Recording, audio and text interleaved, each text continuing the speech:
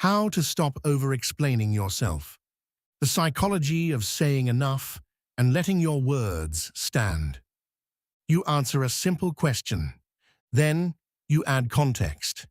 Then more context.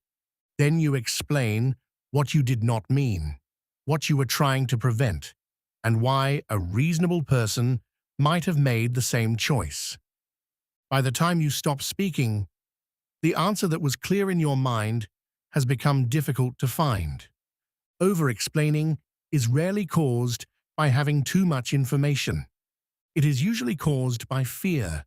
Fear of being misunderstood. Fear of seeming rude. Fear that a boundary will be rejected unless it is supported by a perfect argument. Fear that one unanswered question will make people doubt your competence, intentions, or character. So you keep talking. But every additional sentence creates another surface that can be questioned. The explanation intended to make you safer can make you appear less certain.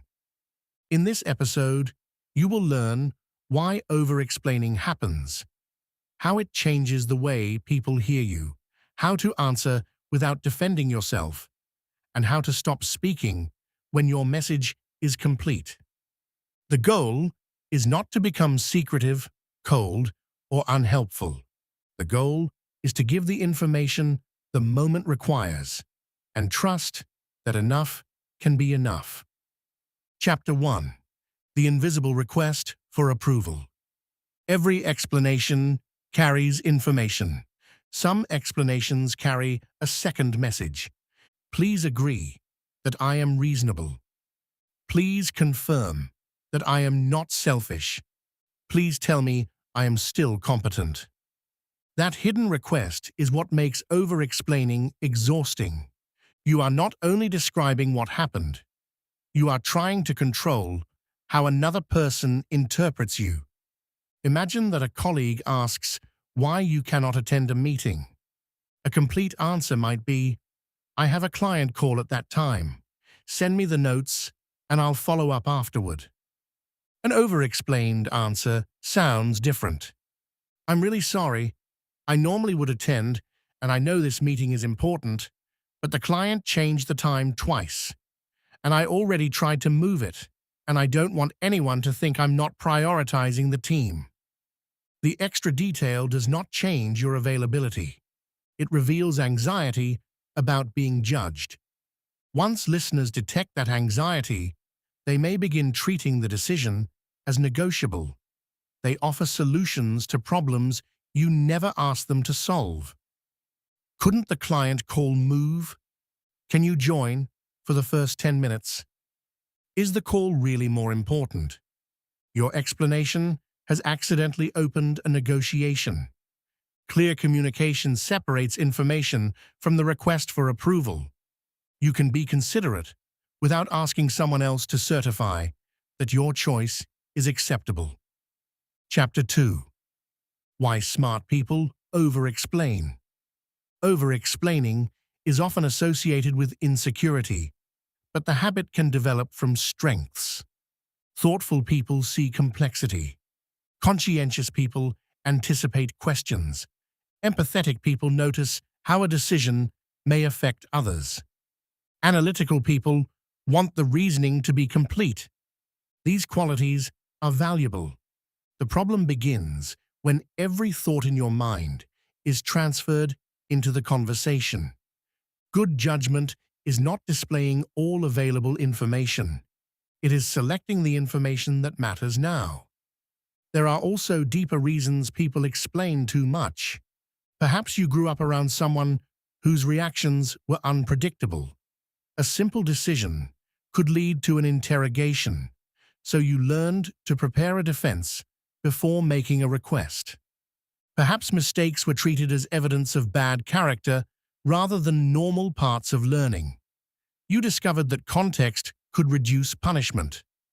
Perhaps you work in an environment where information is withheld, blame moves quickly, and people protect themselves through documentation. In those conditions, over-explaining may have been useful, but a strategy developed for one environment can become a reflex in every environment.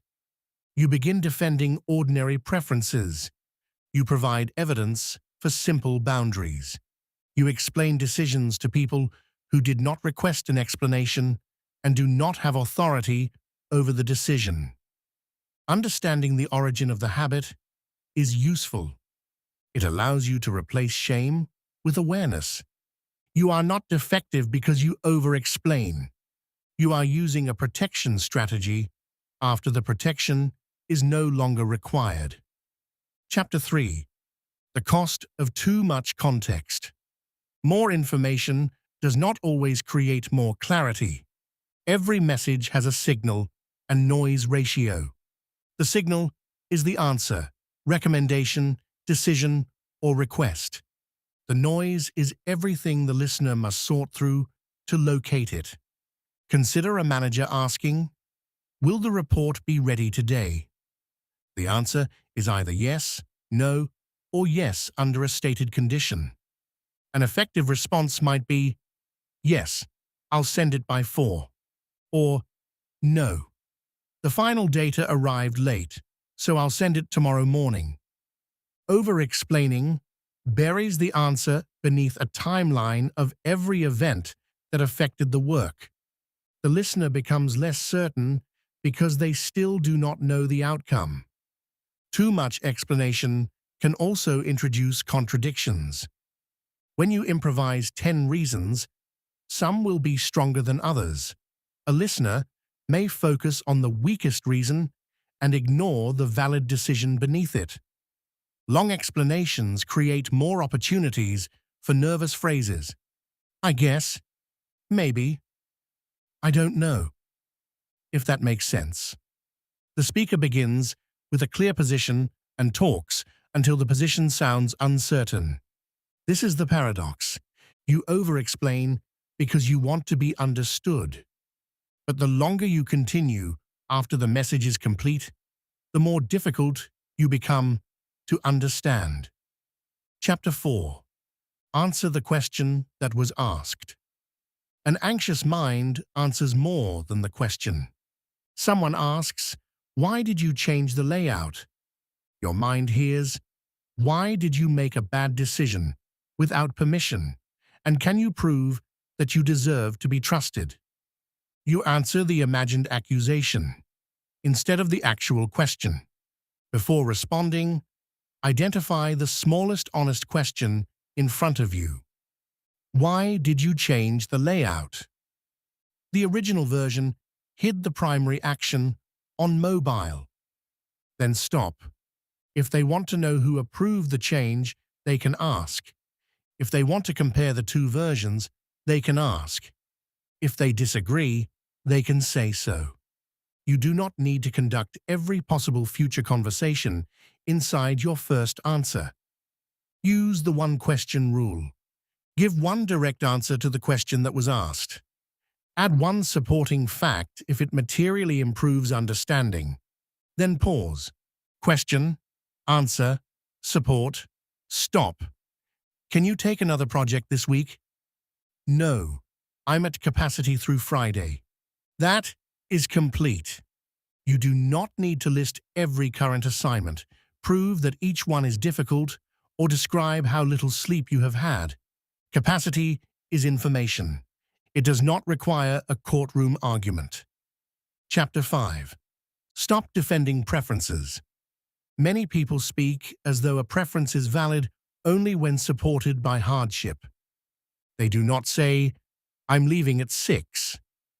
They describe the appointment, the traffic, the promise they made, and the consequences of being late. They do not say, "I don't drink." They provide a medical history, a family story, or an explanation of tomorrow's schedule. They do not say, "That date doesn't work for me." They present their calendar as evidence. A preference does not become legitimate only after another person finds the reason persuasive.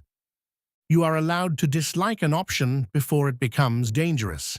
You are allowed to decline before you become exhausted. You are allowed to choose without proving that every alternative was impossible. This does not mean ignoring obligations.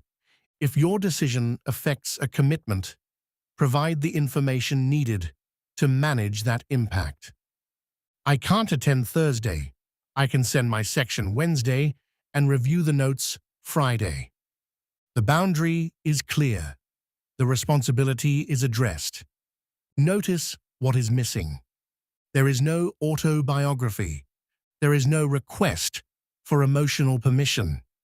There is no attempt to make the other person happy about a decision they only need to understand. Chapter 6. Use the three-layer answer. Not every situation needs the same amount of detail. Use 3 layers. Layer 1 is the headline. The launch should move to Monday. Layer 2 is the essential reason. The payment issue is not resolved. Layer 3 is supporting evidence. 3 of the 20 test transactions failed this morning. Begin with Layer 1. Add Layer 2 when the reason matters. Use Layer 3 when evidence is requested or necessary for a decision. Then stop. This structure allows you to be concise without being vague. It also prevents detail from arriving before the listener knows why it matters. Weak communication often reverses the order. It begins with evidence, travels through history, introduces several side issues, and eventually reaches a recommendation. By then, attention has been spent. The 3-layer answer protects the main point. It works in meetings, interviews, difficult conversations, emails, and messages. Headline, reason, evidence, if needed. The listener can always request another layer. Chapter 7. Let silence complete the message. The most difficult part of concise communication is often not finding the right words. It is tolerating the silence after them. You say, "I'm not available this weekend." The other person does not respond immediately. 1 second passes. Your mind begins producing explanations. "It's just that I've had a really long week, and I already promised someone, although I might be able to move things around." The boundary that was clear has now become uncertain. Silence is not automatically disapproval. The other person may be thinking, adjusting, or deciding what to say next. Do not rescue them from the experience of receiving your answer. After a complete sentence, close your mouth. Exhale slowly. Count 1 beat. Allow the conversation to belong to the other person for a moment. If they ask a question, answer that question. If they object, address the objection. Do not negotiate against yourself before anyone else has negotiated. Silence gives your words weight because it shows that you believe they can stand without immediate repair. Chapter 8. When an explanation is actually required. Concise communication is not an excuse to avoid accountability. Some situations require detail. If your decision affects safety, money, legal obligations, deadlines, or another person's ability to do their job, context may be necessary. If you made a significant mistake, "it happened" is not enough. If someone you trust is affected by your choice, emotional context may be an act of care. The question is not, "Can I say less?" The question is, what does this person need in order to understand, decide, or act? Useful explanations contain relevant information. Defensive explanations contain information designed mainly to protect your image.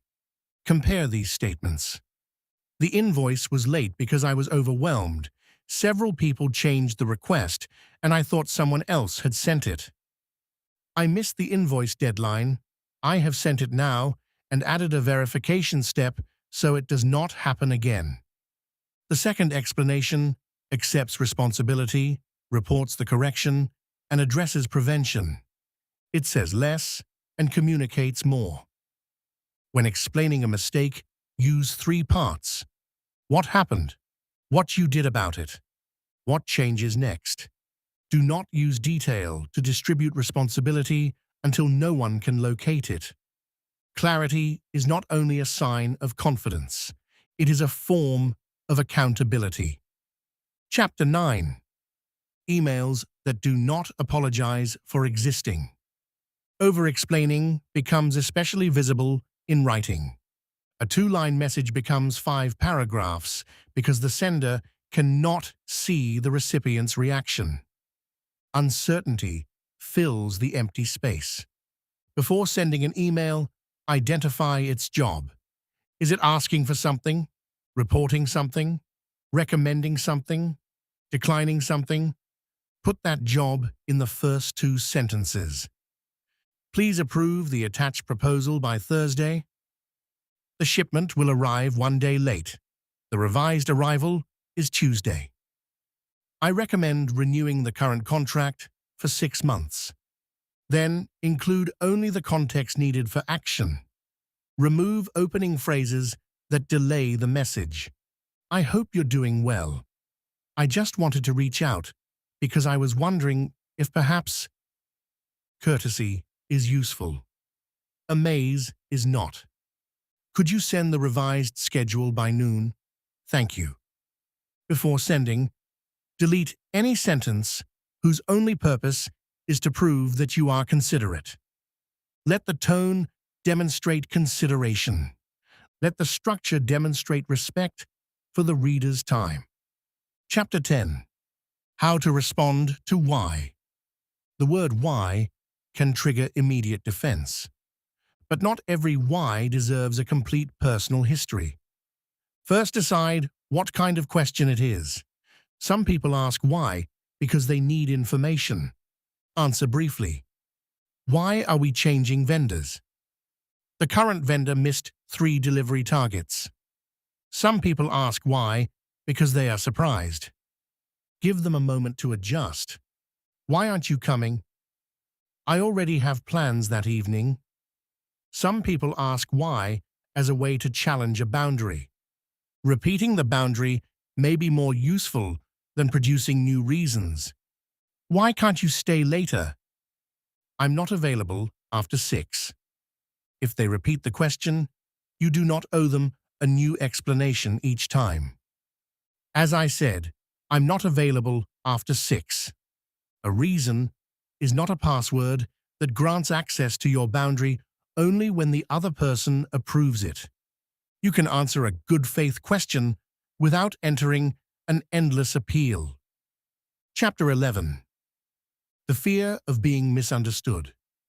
At the center of overexplaining is often a painful truth. You cannot guarantee that everyone will understand you correctly.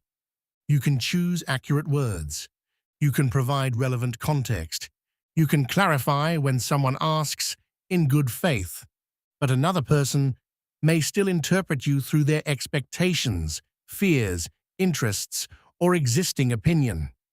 More words do not always solve that problem. Sometimes they give a determined critic more material to rearrange. Mature communication includes accepting the limits of communication. Your responsibility is to be clear, honest, and appropriately considerate. Your responsibility is not to manage every thought another person has about you. This can feel like surrender, but it is actually freedom. You stop auditioning for universal approval. You stop treating every interaction as a trial of your character. You allow reasonable people to ask questions, and you allow unreasonable people to remain unconvinced. Being misunderstood is uncomfortable. Abandoning your own clarity to prevent it is usually more costly. Chapter 12. Explaining yourself in emotional conversations. Concise does not mean emotionally absent. When someone you care about is hurt, a cold one-sentence answer may protect you from discomfort while leaving the real issue untouched. The answer is not endless justification. It is relevant, emotional clarity. Suppose someone says, "You seemed distant yesterday." A defensive explanation might list every task, interruption, physical symptom, and unrelated frustration from the day. The listener receives facts, but no connection. Try 3 parts. Acknowledge their experience. State what was happening. Clarify what it meant. "I understand why it felt that way. I was overwhelmed and became quiet. I wasn't angry with you." This explanation is brief, but it answers the emotional question beneath the words. If you caused harm, do not use detail to argue that the harm should not count. "I interrupted you because I was worried we would run out of time, and I thought you had finished, and everyone else was waiting," is an explanation designed to escape responsibility. "I interrupted you. I can see that it dismissed your point. I'm sorry, and I'll let you finish next time," creates repair. Context can come later if it is useful. Responsibility should not be buried beneath it. In emotional conversations, ask what the other person actually needs. Do they need the timeline? Do they need reassurance? Do they need acknowledgement? Do they need a change in behavior? Give the answer that meets the need instead of producing every fact that reduces your discomfort. You can be warm without becoming endless. You can be accountable without prosecuting yourself. And you can explain your inner experience without demanding that another person approve every part of it. Chapter 13. The 7-Day Enough Practice. Overexplaining is a behavioral habit, so change it through behavior. For 7 days, practice one form of restraint at a time.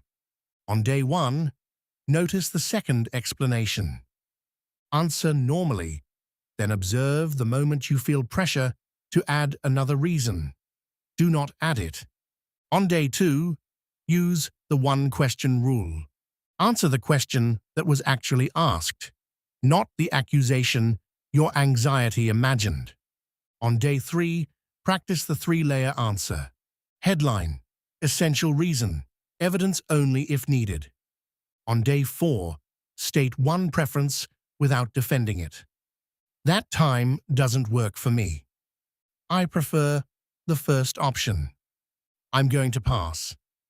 On day 5, shorten one email by half. Keep the request, decision, deadline, and necessary context. Remove the emotional insurance. On day 6, tolerate 3 seconds of silence after a complete answer. Do not soften, revise, or negotiate against yourself. On day 7, review one conversation in which you explained too much. Rewrite your response in 2 sentences. Do not judge the original version. You are teaching your nervous system a new lesson. A clear message can survive without constant protection. Conclusion. Say enough. Overexplaining promises safety. It promises that if you find the perfect combination of reasons, no one will misunderstand, disagree, question, or judge you. That promise cannot be kept. What you can create is clarity. Answer the question that was asked. Lead with the headline. Add the essential reason. Provide evidence when evidence is needed. Explain impact when your decision affects others. Accept responsibility without turning accountability into self-punishment. And when the message is complete, stop. The pause after your sentence may feel exposed at first. Stay there. You are not forgetting something. You are learning that your words do not need an escort. The next time you feel yourself adding the 3rd, 4th, or 5th explanation, ask one question. Does this information help them understand or act? If the answer is no, let the sentence end. Enough is not careless. Enough is precise, enough is respectful, and often enough is what confidence sounds like. This has been an original Signal&Status audiobook. Follow for more long-form episodes on workplace psychology, powerful communication, quiet confidence, negotiation, social intelligence, and the unwritten rules of professional life.